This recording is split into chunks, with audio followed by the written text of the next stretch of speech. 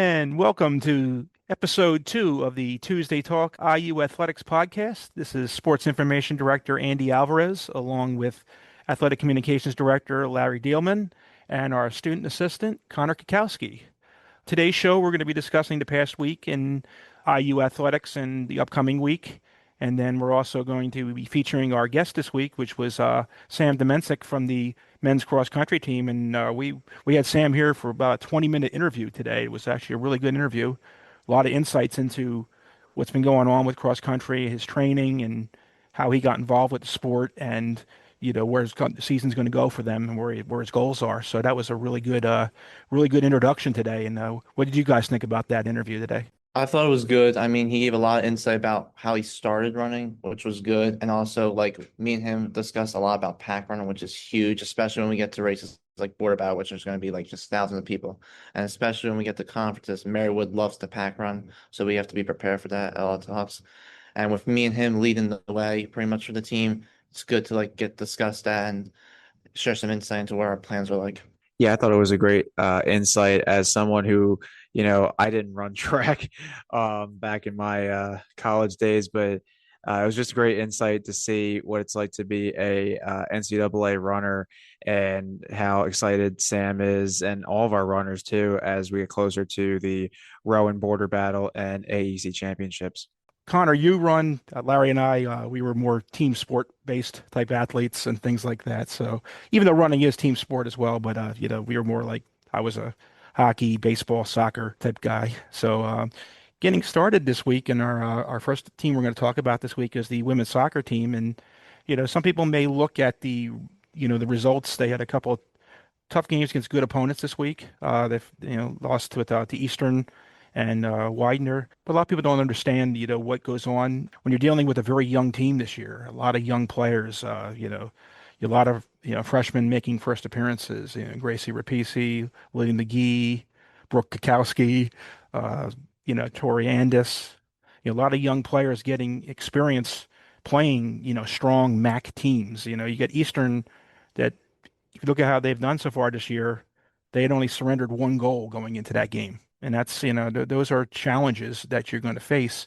And you see your team out there battling. You see, Emmy Guthier, making saves. You see, Gracie Rapisi chasing down, trying to create stuff that happens. It's good to see that from these young players getting this type of experience. It's going to serve them so well in conference play. Yeah, and I think like what Andy had mentioned, you want to load your schedule with some tougher opponents here and there, like to test your team. Okay, how good are we truly?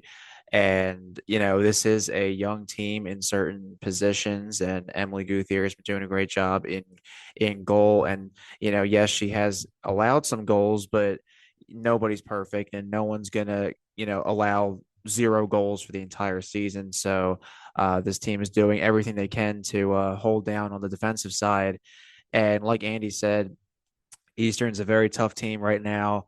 Widener is always a tough team, considering I used to work for Widener. I always know they have a really good roster most of the time. So I like what I'm seeing, and just looking at some of the stats from last couple games, Lily McGee had 4 shots against Widener, and Addison Yackle with 3 shots over Eastern. So we're getting good production from our forwards and midfielders as well as our defensive side. So I like what Seamus O'Connor is doing in his first season. Another thing to add with women's soccer, they're also dealing with some injuries right now. You saw Palladino go down with a concussion in that Eastern game. Lenore, seems like she has a concussion. Sass been down on her hamstring. So that's one of their challenges right now is just finding ways to work.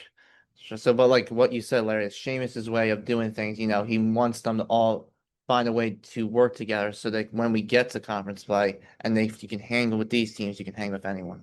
Yeah, I think that's very important. When you're dealing with, you also have a new coaching staff. You bring over Ken Prothero from Cabrini in the past. He brings a lot of experience. He's worked with some of our players in there. You also bring in a new coaching staff member this past week, Rebecca Cunningham, former AEC Defensive Player of the year.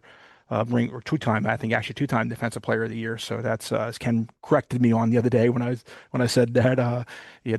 So that adds a great wealth of experience. It's someone our girls can relate to too. That's been in this conference, played this level, and knows what it takes to be successful. So I think they're being set up for a good future with coming up when the conference games start and try to battle to be in the top five and get into the playoffs and possibly like last year. I mean, they were able to slide into that fourth slot last year, host their first round playoff game, and that was a big thing for them, and it played a big difference, I believe, in getting through that game is being here, being on Draper Wall Stadium on our turf. You get into a game that went into Sun victory, overtime, golden goal, and on the edge of going to PKs, they found a way to do it. And I think this is a team that's showing they're going to have that fight in them, and they're going to compete to the very, end of the season. Obviously this week they go out on the road. They go up to Kings on I think it's Wednesday night. They're up there. That should be, a challenge. And then obviously they go back to another tough MAC Freedom opponent on Saturday when they go up to play at the Sale. So they're going to be playing some more good competition as they prepare. All right, so we're going to talk field hockey right now. So field hockey played two games this week, a Weiner and LVC, two very tough games. In them the whole time, it's just like women's soccer, just lost Weiner to 2-0. Strack has been pretty good for them so far. She made 6 saves against LVC in that 1-0 loss. So one of the biggest things with field hockey, the defense has obviously been strong. You got Rachel Madden, Jill Vandenbroek, Abby Fekete, all lining up there to try and get the attempts on goals, but there's nothing's going in. And obviously Alexis Andrada. So it's all there. You just biggest thing right now is just hanging with these teams. And if they can hang with LVC and Wider, they can hang with anyone. And that's one of the things that Kate does every year is she puts these teams on the schedule so that they're ready for conference play. Obviously, they want to go back to the championship this year, probably host another playoff game. So, what do you guys think when it comes to all that? Yeah, I think that the field hockey team's been playing really well, especially in that Lebanon Valley game on Saturday. It was just a tough way to go down, but it happens to everybody. Mackenzie Schrack played a really good game with 6 saves, going the entire 60 minutes, and the Flying Dutchman got a goal right before minute 58. So they really did a good job, and especially on the penalty corners, keeping LVC out of the goal for the most part, and just looking at the overall box score, using a lot of good rotational players. Not like it's a small bench or anything. They do have some good options. Baronato and Egan, like you said, Connor, Rachel Madden, Abby Fekete, some of the names on the starting rotation, and of course Alexis Andrada had 2 shots the other day, and even against Widener, some great numbers overall. Alexis had 8 shot attempts against the Widener Pride, so and Shrek did a great job. It's just again young team, just got to start, I guess, learning to play the entire 60 minutes. But this is a learning experience for all of them. Yeah, going back to Madden, she's been doing a great job filling in for Kate Gale and Madeline Bonner, who we lost last year. So she's been a big step up, defensive player of the week, and she's been playing good. Yeah, I mean, it's important. The last year, even in the great run the team had, and they're having the winning season last year, they went through a stretch of time playing a tough schedule where they actually didn't score for several games. And, they were able to eventually, when we went down to play Gaucho last year, they were able to score a couple goals, get a win on the road, and it kind of got the team going. And the team kind of rolled from that point going into conference play. And, playing these tough games, getting the players the experience playing good, strong teams, well-coached teams is going to serve them at conference play. It really has the last couple of years. And I mean, my first year, 2022, they got into the playoffs, had to go up to Gwynedd, won in a shootout. 2023, they won here in overtime in the first round in overtime on a goal by Lauren Vandenbroek. And then last year, the 1-0 semifinal win over Gwynedd that went down to the wire. So I mean, those type of experience is going to really help this team, I feel. And Coach Stopford and her assistants do a great job of really getting the girls to understand the game and work hard. And I think you have great leaders this year, and Fekete, Ledbetter, Gabby O'Brien, and you have young goalie that's starting to find her game. Really find and get comfortable playing in the college game. Did a really good job commanding that crease this week. in the second half of that Widener game and throughout to the 58th minute of the game when LBC was finally able to bang in a deflected ball off a block shot. Was finally able to get that by into the net. But right there is when where you're going to see the success going forward as she gets more and more comfortable in that goal. And you say you get great play from your defenders and a lot of hard work in that midfield area. And you got players that are it looks like players are going to break out soon. The Baranatos, Bivens, they're getting opportunities in addition to Alexis Andrada. You got some freshmen that are really playing well and that are showing signs they're going to be strong players for this team. So I think this team definitely has a bright future, and I think they're going to be competitive in conference play. And the field hockey team, they have two games coming up this week. They have Alvernia at home, and then they head to Allentown for a date with Cedar Crest on Saturday. Switching gears, let's talk about men's soccer. So the men's soccer team, kind of a tough week for them. One of the games, I mean, we'll never know. Maybe could have went a little bit better, but it was because of rain that the Albright game on Wednesday, the 17th, was called early in the 77th minute due to lightning. That day was a little crazy since we had a doubleheader that day with men's soccer and field hockey. The men's game was called prematurely, so we were able to get the field hockey game in with no issues. The soccer game, we waited a little bit, and unfortunately, we could not finish that. That was a 2-0 defeat for the Mighty Macs and another 2-0 defeat against Susquehanna on Saturday. Both of them really tough games in the end, especially in the second half. First half of both games, I think there were some chances to capitalize, and the team overall looked pretty good. Again, second half, kind of where the struggles were. What do you guys think overall of those last two games? Yeah, they've had moments. They've been strong. They've generated chances. They've just been unable to really finish in that final third, when they have opportunities. And defensively, they're in the games. They're getting great goaltending from Luca Grappellini and from Matteo Polillo when he plays. So I think they have had good goaltending. It's just one little thing, a couple of little mistakes here and there that are really deciding these games that they're playing. So I think that there is many signs that they could. I think Saturday's game you saw John O. Jonathan Olale had some really good created some opportunities for players. I think Matthew Skipper has shown he'll get chances, and it's just a matter of giving a little more clinical in the touches and finishing some of those plays that are going to make a difference. And just kind of staying the course and not panicking is going to be big for the team. It's tough now, but all it's going to take is a couple things to go the right way. And when they get into conference play, I think they're going to be right there with some of the teams in the conference this year. Yeah, men's soccer, I mean, we saw two games this week, Albright and Susquehanna, both no score after the first, and then pretty much the same thing happened when we got in later things. So it's just like finding that groove, I think, is their biggest thing that they gotta figure out. And obviously, John Olay, Danny O'Rourke, Kyle Coleman, Skipper is getting back into it, all trying to make moves and inroads. But they just gotta stay course. They got another tough game coming up against Arcadia on Saturday, so just gotta stay the course and see what happens. Yeah, so some overall great play. And then for the week, Luca Greppellini making 12 saves overall in across those two games. So the first year goalie doing a great job in defending as many shots as he's able to do for the Mighty Mac defense. And as Connor alluded to, Arcadia, men's soccer's team's next match, that is on Saturday the 27th at 12 o'clock. That is at Glenside. So only the one game this week. The men's soccer team is not back home until Wednesday, October 8th, and then they will take on Marymount. That is right in the heart of Atlantic East play. The Immaculata tennis teams got their start this past week with a match up at Cairn for their fall schedule. Immaculata, the women's team, earned the victory in their first match over Cairn 5-2.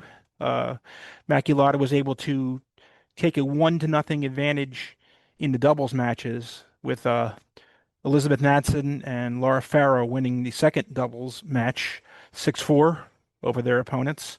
Immaculata was able to claim a second doubles victory via forfeit when Athena Criticson and Sophia Carey did not have an opponent to play against. So how the tennis works, the three doubles matches only count for 1 point.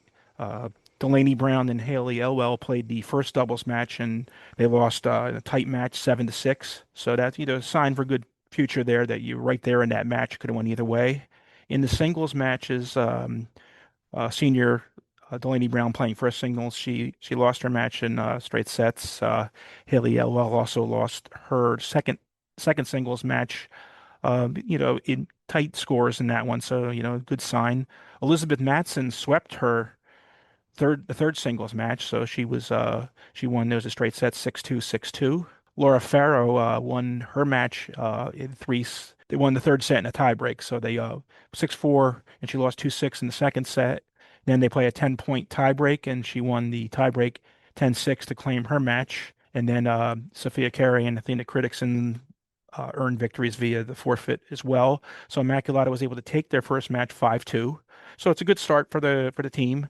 So I mean, you get some good play from players. Delaney Brown was a former Rookie of the Year in the conference up, and she was second team All AEC sing in doubles last year. So with her playing partner, so you'll look for improvement. They'll be back in action on Saturday when they play Kane. Kane will come here, so it'll be the home opener out here at the IU tennis courts for women's tennis on Saturday at noon. So that'll be our lone Saturday home event here. So if you're around, stop out and cheer on our IU women's tennis players. And then the men's tennis team opened their first match this on Saturday as well up at Cairn. They unfortunately fell 4-3, but they, some good signs. Easton Ragno, the freshman, playing his first matches this season and first of his college career. He and Patrick Arnold, who plays tennis in the fall for Immaculata, he's also a baseball player here. They won their first doubles match 6-4. And then Mike DiMattei and Nicholas Brown playing second doubles won that match 7-5. Immaculata was able to take 2 out of 3 doubles matches to carry a 1-0 lead into singles play. In singles play, Easton Ragno, uh, great start to his college career playing as the first singles, won 6-1, 6-0. So great start for him. Patrick Arnold won in that 3 sets as well, like with the tiebreak. He won 6-0, lost 6-7, then won the tiebreak 10-6. Nicholas Brown, unfortunately, lost his match, 1-6, 2-6, and Mike DiMattei lost his. He was the fourth singles. He lost on straight sets, 6-1, 6, 1-6, 1-6. And then Dalton Spencer, who's also a freshman on the men's tennis team, he lost his first match, in two sets. And unfortunately, Immaculata did not have a sixth player, so they had to forfeit that match. So unfortunately, Karen was able to get the win, but it's not it's a good start for the team. Hopefully, they'll improve going forward. They will not be back in action though until their home opener on Friday, October 10th at 12 noon at the IU tennis courts. That will also the women will be playing that day as well. So we encourage everyone to come out and support the Immaculata tennis program. All right, switching over to women's volleyball. Women's volleyball had a pretty good week. They played at Moravian on Thursday. That was a 4-set loss. They pushed Moravian's actually doing pretty good this season, so getting 1 set was definitely a plus to that. And then the Mighty Macs got a split in their first tri match of the season. They went to King's College up in Wilkes-Barre and they swept Keystone. Unfortunately, they were swept by Kings, the host, but each of the sets against Kings were fairly competitive. It wasn't any like blowouts or anything against Kings. 25-22, 25-14, 25-21. And then against Keystone, it was pretty much all Immaculata the whole time. 25-13, 25-17, 25-14, an all around great performance. Two people that really I would say are the MVPs of this past weekend were Mia Esposito and Angelica Santini Bulerin. Both of them, Angelica has been the primary setter for the Mighty Macs this season. She's been racking up dimes. And Mia Esposito, Andy, I believe she is about to put her name in the Mighty Mac record books. Yes, Mia Esposito actually tied an IU program record on Saturday in the second match versus King's College when she had 19 kills. That is an IU program, ties an IU program record for kills in a three-set match. So that record's actually stood for some time now, actually, and she was able to tie that. The record was set previously back in, I believe, 2007 was when it was set before. So that is outstanding for her to be able to do that and have a match like that. Via's been a strong player all 4 years here for Immaculata, but I think this year with the coaching they're getting, you're seeing her really take that next step forward in her playing career here at Immaculata, really emerging as one of the top people to earn kills and everything along that line. So I think that's some of the things that Mary Kirchner's brought to this team is some really good instruction and, working with these players and, making them see that they have these abilities and, working in some new young players to really, drive the development of this team. And I think, while you might not be seeing the results yet, I think they will be more competitive in the conference this year. I think they'll be able to push to try to get back into the conference tournament this year. And you're seeing a lot of players take that next step in their playing careers. And I think, it's going to be a lot of fun to see where this team goes in the future. I mean, yeah, obviously they're under new leadership this year with Kirchner. I mean, they definitely showed, I mean, they got the good 5-set game in over Del Valle. They definitely look good. I mean, Eliana Satalski obviously got the height there too, so you get a lot of blocks. And then obviously the new freshmen, they've been strong. So yeah, we'll see how they handle Cedar Crest on Wednesday night. Looking at some of the conference stats as well around the Atlantic East, Mia Esposito and Damani Myers are top 15 in the conference in kills. Mia and Damani, respectively, 14th and 15th.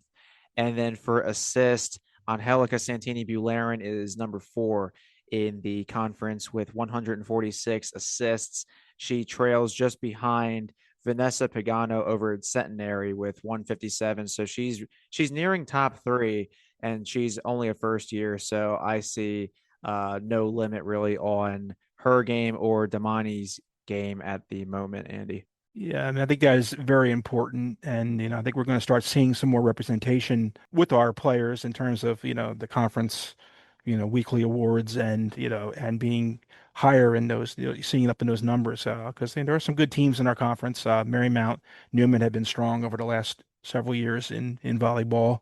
And we've struggled a little bit in conference play, but I mean, I definitely see, a real change in the program, and I think they're going to be, much stronger team. I think you're going to see, more players accomplishing more with this current group, and I think, they're really going to, surprise some people this season, I think. Volleyball, as Connor said a moment ago, they have Cedar Crest on Wednesday. That is back home here at Alumni Hall after a few road games, almost a 2 week absence from Immaculata. So they're back home on Wednesday at 7 o'clock. And then they're at Eastern on Saturday, the 27th, for another try match.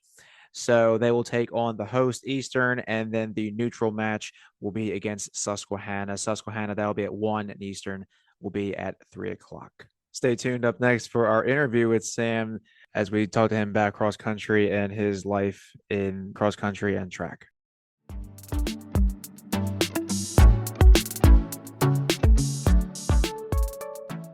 And welcome back to the Tuesday Talk Immaculata Athletics podcast. This is Andy Alvarez. We are now joined by our guest, Samuel Domencic from the men's cross country team. Welcome, Sam. Thank you so much for having me on. I love to talk about running. I love to talk in general. So yeah, I'm happy to be here. Thank you. All right, so first question is, so you won your first collegiate race at Bryn Mawr, nice little short 5K to start the season. Obviously, you and me were talking during that race that some of those guys ran out too fast. So how were you able to come out top? And how did it feel to get your first win? I think it felt great to get my first win. I think getting your first win is kind of like one of those things that ideally, once you get it, the floodgates kind of open. You have to get that first win to get the second, third, etc., and also like qualify for things like nationals ideally in the future. get my first AEC championship win, things like that. So it felt great to just kind of get it under my belt. In a sense, almost get it out of the way. But yeah, you mentioned the guys going out too fast, and I think you get that first 5K of the season, everyone feels a little froggy. Everyone's feeling a little excited because they want to race. They haven't raced all summer. So it was nice to be patient, sit in the kind of the middle of that front pack. You were with me for a while, Connor, and I think I just executed the race really well. I took the lead with about a mile to go, and after that it was wraps. I mean, I don't think I really felt pressured. The kick felt strong, and that was on a 60-mile week. I didn't taper or anything, so I was really happy with it. After racing a short 5K event, the next week you compete at the Philly Cross Classic in an 8K on a tough course like the Belmont Plateau. How do you train differently for these two type of events? It's a really interesting question because you kind of don't. They're both distance events. It's 3 kilometers of difference. I don't think really changes the training style, but it was definitely a tough transition just because the 5K is probably my favorite event. It's fast, but it's not a sprint. It's not like the mile, for example. So it was really nice to rip that 5K and then to be on tired legs, come back the next week and run at the Philly Cross Classic was always tough. Belmont is always going to be tough. I was actually slower than last year, like by zero point 0.3 seconds, but that's no concern. We were on tired legs, and that is what it is. You mentioned training. I do 60 miles a week. The past 6 weeks, I did 60 miles, and then last week was a down week. Just got up to my longest long run on Saturday. That was 15 miles. So I'm really happy with how training's been going. The mileage has been good, and we're basically at this point in the season after the down week I just had last week. It's going to be one last big build, kind of dig myself in a hole, and then we're going to taper, and then we're going to get into the postseason. We're going to have AEC champs, and then of course regions, and then regions is hopefully going to be my PR race, but things have to work out. But I'm excited for it regardless. I think the season's really shaping up to be a memorable one. I really feel confident in the training. You kind of just have to trust Coach Smith, trust that you're putting in all the work, be honest with yourself, and I think that's all there really is to it. You let God do the rest and taper for the postseason. So, what do you enjoy most about being part of the men's cross country team? You guys have a nice sized roster. Your coaching staff has, been here for a few years. Not like you're just starting fresh with a new coach and a new team. So, what's it been like? What do you enjoy about being part of this team?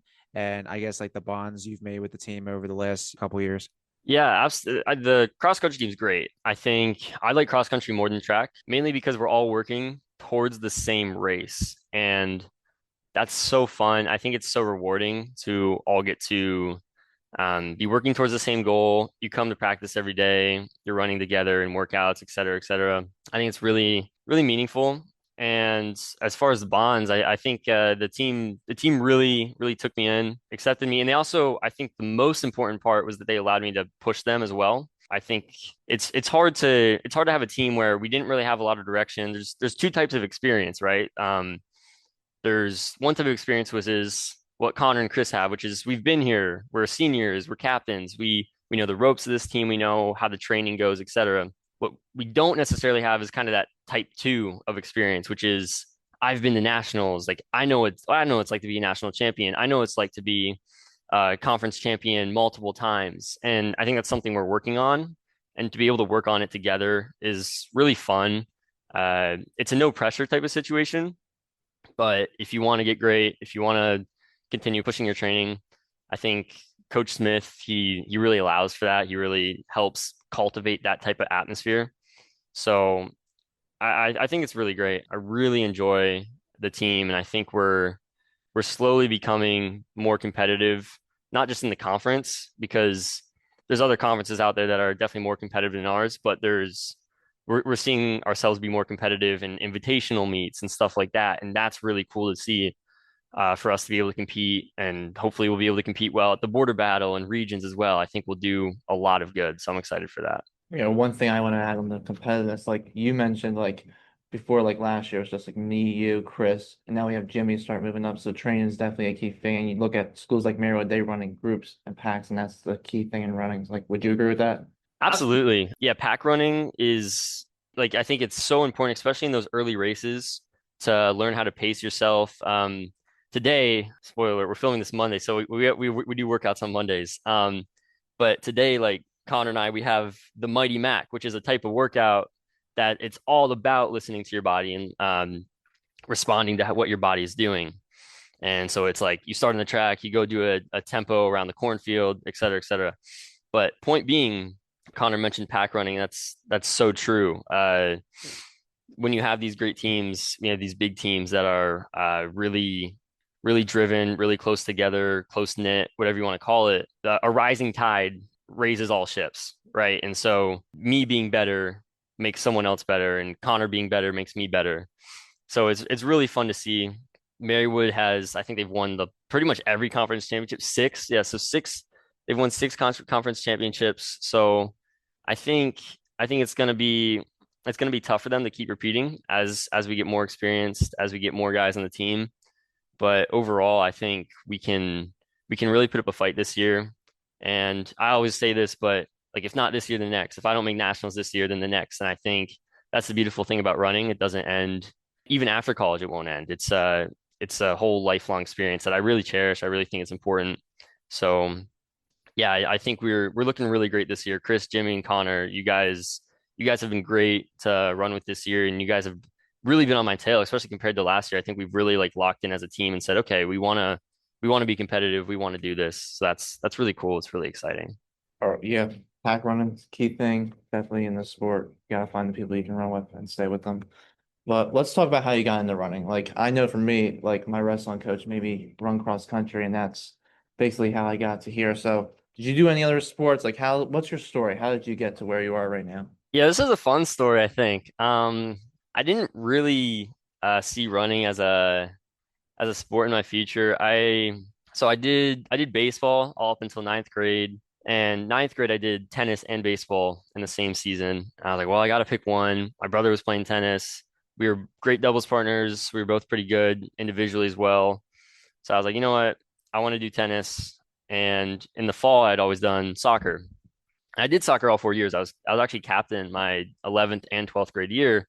So to be on the cross country team was different. Like I went to a very small high school, so I was able to dual sport in a lot of the seasons. So I I started cross country in 11th grade, and I did that 11th and 12th. I only ran 1 year of track, and that was my senior year, and that was due to me tearing my labrum, my right labrum, which I'm already when I was playing tennis. So I didn't really have a senior season for tennis, which was the worst. I was so sad about it, but I joined track, and we went to states for track in the 4x4, which that's all. Shout out David Moran. That's all him. I was second leg. We were okay. We didn't place that high at states, but actually, I guess I jumped too far ahead. My senior year of cross country, we won states as a high school for a single A. That was Ambo-Cleona in 2023. And I think when we won states, it's such a moving experience, really. It was the first state championship we'd won in a while. And I mean, the whole team just came together. Like we were all so focused, so dialed in all season. And I think I really want to try and recreate that here at Immaculata. It's going to be different, and it's not going to be like the same people, but I think that's what's going to make it even better. It's a new experience, it's a new challenge, and yeah, I think that was just the coolest experience to be part of this state championship team. And I was only the fifth best runner on the team. There's some really great guys on that squad. My high school PR was 17:32. So it's really nice to have already broken it in high school or in college to be at 16:35 already. But that's kind of like my progression through the sport. I didn't really know what I wanted out of it. And I think for a while I was too concerned with the end result because I'd come from the state championship team. All I wanted to do was win, right? That's all I wanted to do. I wanted to make hit PRs, win. I didn't really care about the training as much. And I think as I've matured through the sport, I've appreciated the long runs, the Monday, Thursday workouts, the summer runs, waking up early. I mean, I woke up at 3:30 because I had to get to classes because I did a CNA program this summer. And so I did a workout at 4 a.m. this summer. And it's just all those random things that you wake up, you get the work in, And I didn't used to appreciate that. So as far as my journey through the sport, I think I've hated running even when I was in cross country, but now I've really learned to enjoy it. And you can't love the process and you can't not love the process and then want an end result. Like you're not allowed to do that in my mind. You have to enjoy what you're doing to actually deserve what you're working towards.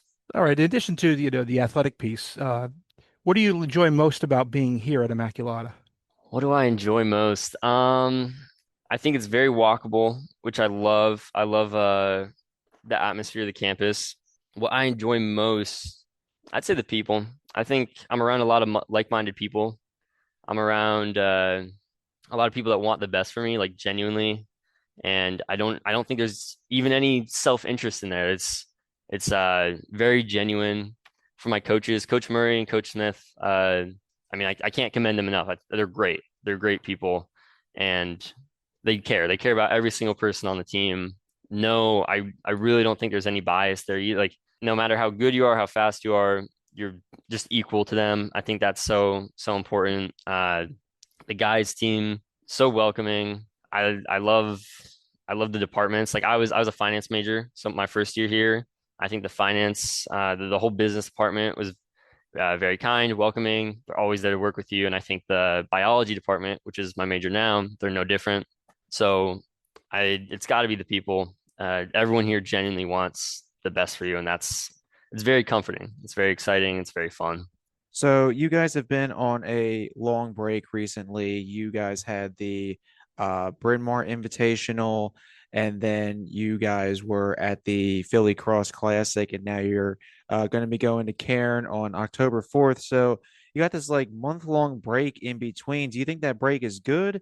And how do you think you keep fit and prepare for the upcoming 4 events? You got some events in October, and then of course AECs as we get closer to November. So, like, what's this break kind of been like, and how are you preparing?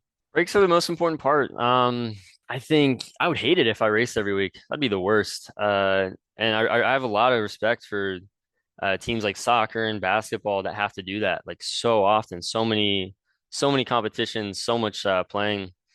I need a break, right? And also you can't build fitness and you actually can't get in race shape if you're racing all the time. Jakob Ingebrigtsen, who's a very well-known athlete, he's been an Olympic champion. He's from Norway. His philosophy is you're planting a tree, and whatever you grow is the work you've put in.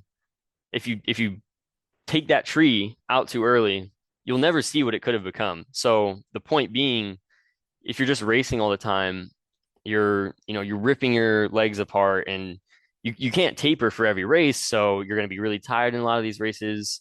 A lot of these races aren't even going to be high quality. And even the Philly Cross Classic, it was the week right after our 5K. So I found that I was definitely struggling in it, and I said like I was slower than last year actually, which shouldn't happen based off the fitness I've been doing. I was just tired. I think breaks are so important, and I think we've all kind of locked in. And we're like, all right, we have a period. We're gonna grind. We're just gonna put our heads down and focus, and that's almost really exciting. Like at the end of track, you're like, oh, it's over, but you're also saying, yes, now I get to do summer miles. Like summer running is fun. So the breaks honestly the best possible thing for you. Like I said, it's an opportunity to up your mileage, get your long runs in. Your Monday, Thursday workouts, an opportunity to hit them really hard and then recover on your Tuesday, Wednesday, Friday easy runs, which are just, lots of mileage really. So yeah, I love a good break, and I'm going to be tapering for regions and partially for AEC champs. They're kind of close together, but yeah, breaks are really important. How you craft your season as a runner is one of the most important things. So we already talked about Borbal and the AZ championships. No, those are coming up. Borbal, obviously, the problem there is a ton of people. Start's always tough. And the AC championships, we know that course going back to Milton, New York this year. So what are your goals and what do you want to accomplish in those 2 races after Karen? Yeah, so you mentioned Karen. Karen's pretty much a tune-up. I don't know how many teams are going to be there, but I'd guess like 5 or 6, maybe like 6, 7 or something. But Yeah, Karen's just a tune-up meet. And then we have Rowan, AC, and then regions. Like I said, I'm tabering for regions because I'd like to get all region, which is top 35 in the region, and top seven qualify for nationals. So that's kind of in the back of my head. I mean, we'll see how in shape I am for national bid when the time comes. But the Rowan battle, that's not really a taper meet, but I'm really, really excited for it because that's kind of my first chance to really rip in an 8K and really run fast. Like you said, there's so much good competition that goes. I think LVC will be there, which they were really good. They're like third in the Mid Atlantic region. John Hopkins, which I think actually won the Mid Atlantic region, they're going to be there, and they have really talented guys. A lot of them are low 14-minute 5K runners, which is really impressive, of course. So I'm really excited for that. AEC champs is always a sit and kick race, right? It's a lot different. Border battle, you get to rip and you get to run fast. AECs, Marywood, like you said, they do a lot of pack running, and you kind of have to decide, when am I gonna go? It's hard in an 8K because you can make a move, and if you're gonna be defensive about it, then you lost all the energy that you made from making the move. You probably have room for maybe three moves in a race that are really, really decisive. So conferences is gonna be super tactical. Typically, they go from about 2 kilometers out. Usually, I would just say like 2K.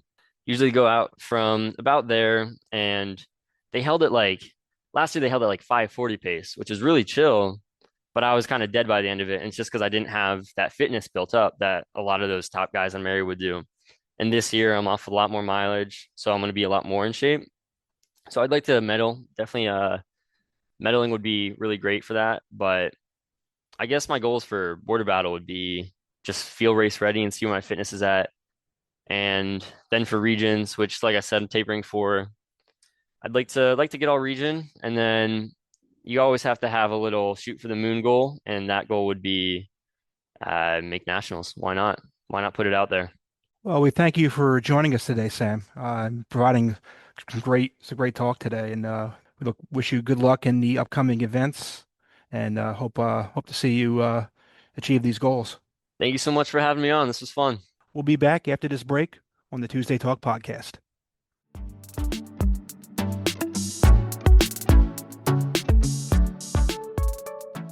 Well, that will about wrap us up for the second episode of the Tuesday Talk podcast. It was, a great interview with Sam Domencic. I thank my hosts and co-host, Larry Dielman and Connor Kikowski. And we look forward to having you join us next week on the third episode of the Tuesday Talk IU Athletics podcast. Roll Max.